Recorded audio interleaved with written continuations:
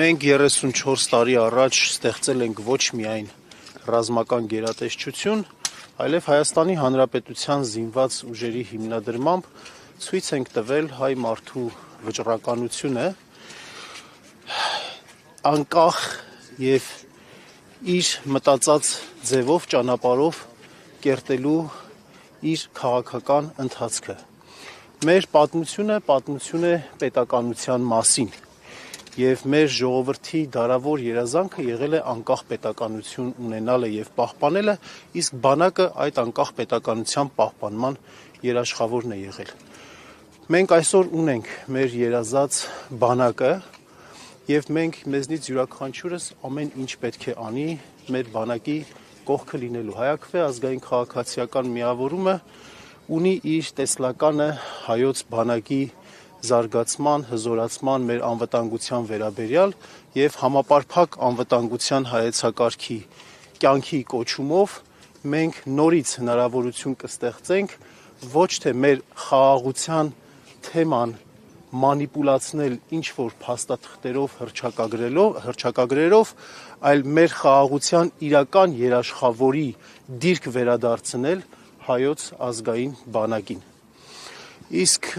ինչ վերաբերում է հունվարի 27-ը հայրենիքի համար, պաշտպանության համար զոհված բոլոր հայրենիների հիշատակի օր վերածելու որոշմանը, պետք է նշեմ հետևյալը, որ դա չի եղել հանրային պահանջ, երբեք ոչ մի վրդովմունք մեր հանրության հասարակության կողմից չի եղել առ այն, որ հունվարի 28-ին պաշտոնյաները եւ քաղաքացիները այցելում են Եռաբլուր, իսկ այնուհետև նշում են տոնակատարությամբ են նշում, դրա հետ կապված ոչ մի դժգոհություն կամ վրդովմունք չի եղել։ Եվ Եռաբլուր այցելելը, հարգանքի տուրք մատուցելը եւ տոնակատարություն իրականացնելը, այդ երկու հանգամանքը համադրելը մեր մշակույթին բնորոշ է եղել եւ ոչ մի անգամ նման խնդիր չի եղել։ Սա ոչ թե հանրային պահանջ էր, այլ քաղաքական, կուսակցական նպատակներ ունեցող որոշում էր, որը կապված է հայոց ազգային ինքնության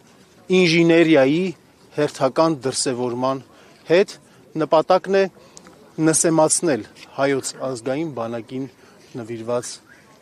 օրը եւ այդ տոնը։ Տեսեք, ներողություն, երեք Նիկոլ Փաշինյանը եւ Վահագն Խաչատուրյանը, Սուրեն Պապիկյանը, ներքին գործերի նախարարը եկել էին վաղ առավոտյան Եռաբլուր, սակայն զոհվածների հարազատներին չեն մոտեցել, Արցախի կանչը հուշակոտ հողի մոտ ծաղիկներ չեն խոնարհել։ Ձեր կարծիքով ի՞նչն է պատճառը, երբ նման օր են հայտարարում, սակայն անգամ ծնողներին չեն մոտենում։ Որովհետև նրանք հասկանում են, որ բարոյական ոչ մի աղերս առնչություն չունեն այն խորհրդի հետ, ինչը որ ներկա է այստեղ Եռաբլուրում, որովհետև նրանք շատ լավ գիտակցում են, որ Եռաբլուրի ընդլայնման հարցում իրենք կրում են անմիջական պատասխանատվություն եւ իրենք խուսափում են ճակերտյալ սյուրպրիզներից մոտենալով մեր նահատակների ծնողներին, որովհետև հասկանում են կամ գիտակցում են, թե ինչ խոսք կարող են նրանց ասել։